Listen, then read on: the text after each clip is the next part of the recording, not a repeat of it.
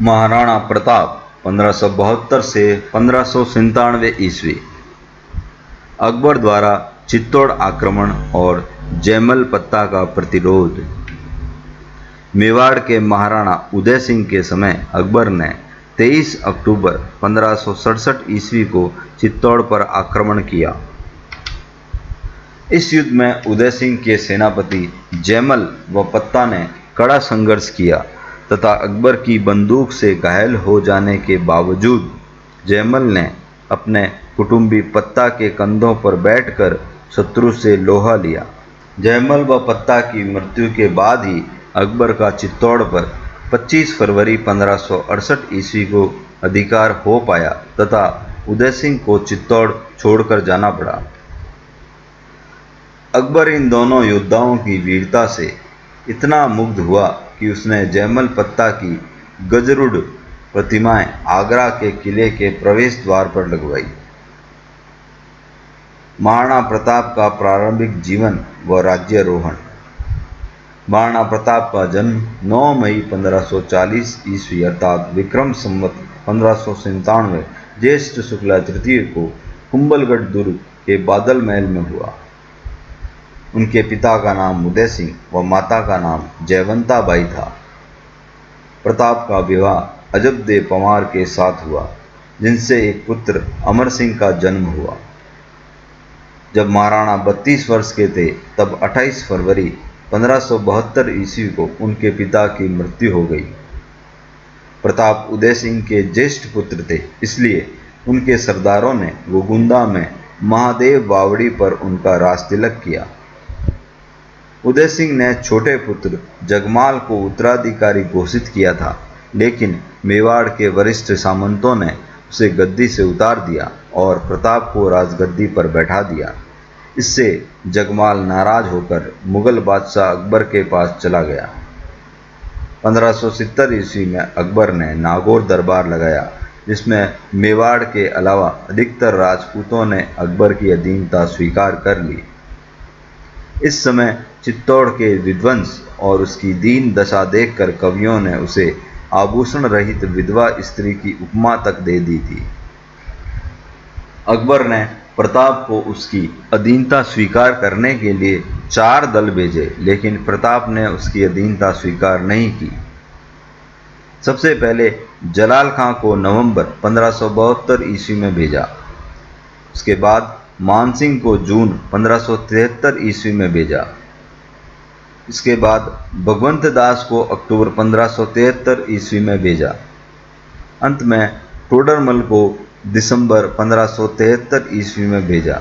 जब सभी प्रयास असफल हुए तो अकबर ने प्रताप को युद्ध में बंदी बनाने की योजना बनाई।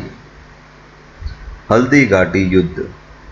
महाराणा प्रताप का जन्म पाली जिले के अखेराज सोनगरा की पुत्री एवं महाराणा उदय सिंह की महारानी जयवंत कंवर की कोख से विक्रम संवत 1597 में अर्थात 9 मई 1540 को कुंभलगढ़ में हुआ। बाल्यकाल चित्तौड़गढ़ में गुजरा। करीब 17 वर्ष की आयु में ही प्रताप का विवाह अजबंदे कंवर के साथ हुआ। सन 1567 में अकबर ने जब चित्तौड़गढ़ पर आक्रमण किया तो मेवाड़ के प्रमुख सरदारों और सेना नायकों के आग्रह पर महाराणा उदय सिंह ने चित्तौड़गढ़ छोड़ दिया।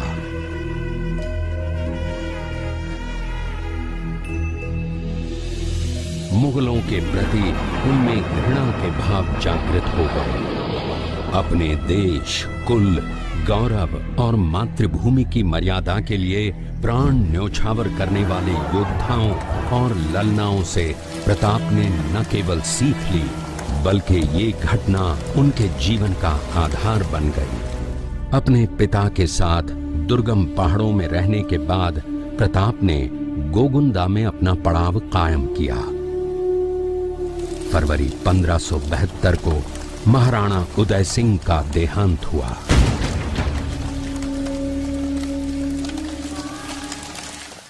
प्रताप की ज्येष्ठता और योग्यता को ध्यान में रखते हुए सरदारों ने उनको राजगद्दी पर आसीन किया।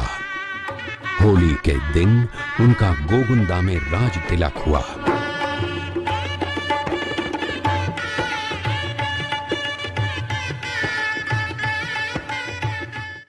उस समय तक लगभग सभी राजाओं ने मुगल सम्राट अकबर की अधीनता स्वीकार कर ली थी। एकमात्र महाराणा प्रताप ने अपना मस्तक अकबर के आगे नहीं झुकाया। अपनी स्वाधीनता और सार्वभौमिकता के अधिकार को सर्वोपरि माना। अपने दृढ़ निश्चय का परिणाम प्रताप अच्छी तरह जानते थे। प्रताप मुगलों से लोहा लेने की तैयारी में जी जान से जुट गए। 18 जून 1576 की सुबह हल्दी घाटी और खमनोर के मध्य एक मैदान में ऐतिहासिक युद्ध हुआ, जो बाद में रक्त तलाई के नाम से जाना गया। महाराणा प्रताप की सेना गोगुंदा से हल्दी घाटी पहुंची, जबकि सेनापति मानसिंह के नेतृत्व में मुगल सेना ने हल्दी घाटी के ठीक नीचे मैदान में अपना मोर्चा जमाया। मुगल सेना के हरावल दस्ते द्वारा घाटी में घुसपैठ करने के प्रयास की प्रतिक्रिया स्वरूप महाराणा प्रताप की सेना मुगलों पर टूट पड़ी। प्रताप के हरावल सैन्य दलों का नेतृत्व पठान हाकिम खां सूर कर रहे थे। भीलू राणा, जो राणा पूंजा के नाम से भी जाने जाते हैं, उनके नेतृत्व में भील आदिवासियों ने गोरिल्ला पद्धति से युद्ध करते हुए मुगलों के छक्के छुड़ा दिए। देखते ही देखते शाही सेना में खलबली मच गई। रक्त तलाई घोड़ों की टापों, हाथियों की चिंगारों और तलवारों की झनकारों से गूंज उठी। चारों तरफ हाहाकार मच गया।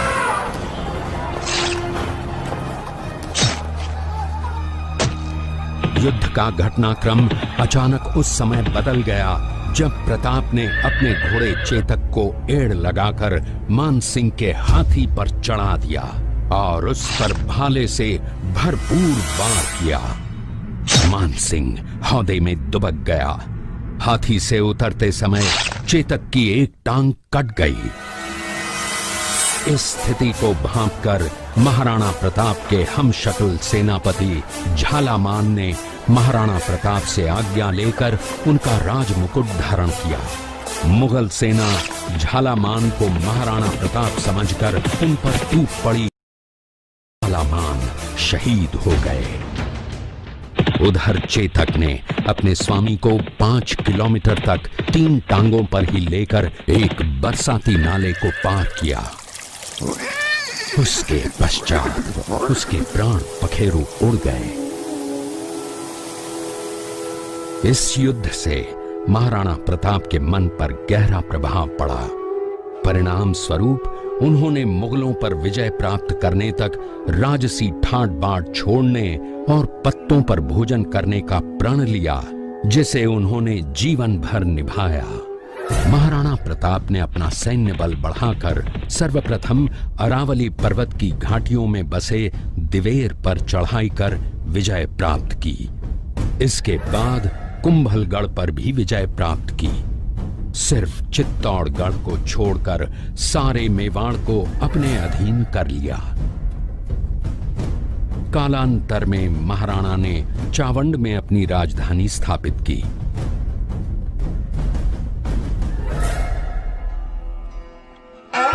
जनवरी 1597 को राणा प्रताप ने मात्र 57 वर्ष की आयु में इस संसार से प्रयाण किया।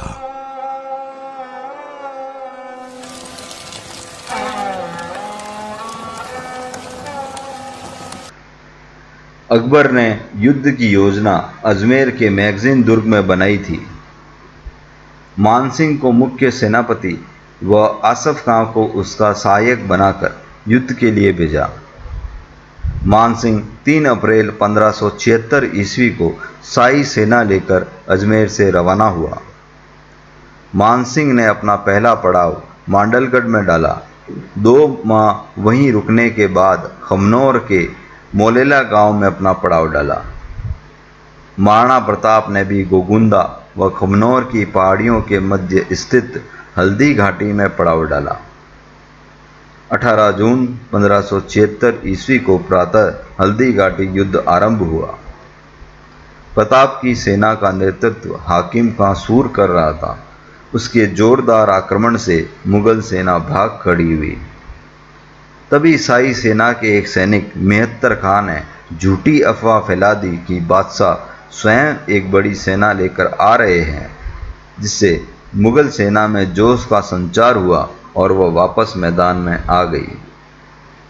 इसी समय महाराणा ने मर्दाना हाथी पर बैठे मानसिंह पर आक्रमण किया। वो तो बच गया, लेकिन हाथी की सूंड में लगी तलवार से महाराणा के घोड़े चेतक की एक टांग कट गई और वह घायल हो गया। तब झाला मन्ना के निवेदन पर महाराणा ने उन्हें अपने छत्र व राज चिन्ह देकर घायल चेतक को लेकर चले गए। चेतक बलीचा गांव में स्थित एक नाले को पार करते समय परलोक सिधार गया। जब महाराणा ने युद्ध को पहाड़ों की ओर मोड़ दिया तो मानसिंह ने मेवाड़ी सेना का पीछा नहीं किया। बंदायुनी ने इसके 3 कारण बताए हैं। जून माह की झुलसाने वाली तेज धूप, दूसरा मुगल सेना की अत्यधिक थकान से युद्ध करने की क्षमता न रहना।